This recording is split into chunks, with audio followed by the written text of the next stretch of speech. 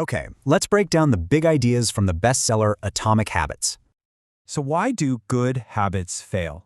You know the feeling. You set a huge goal and then nothing.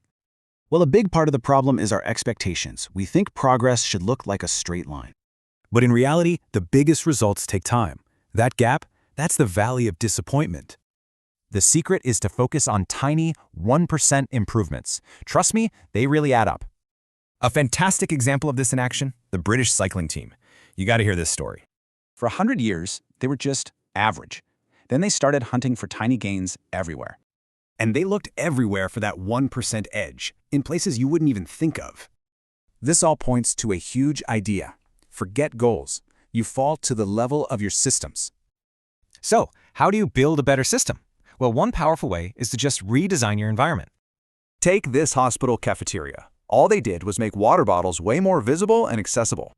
And boom, water sales shot up over 25%. Making it obvious made it easy. The author did this himself. He ate more apples just by leaving them out on the counter. The next key is to make your good habits super easy. You got to reduce the friction. There's this amazing photography class experiment that shows exactly how this works. So, who do you think took the better pictures? The group focused on quality or the one focused on quantity? It was the quantity group. They got better by doing, not by just thinking about being perfect. The big takeaway here is that repetition beats perfection. It's all about taking action. And to break a bad habit, you just flip this whole idea on its head. Make it difficult.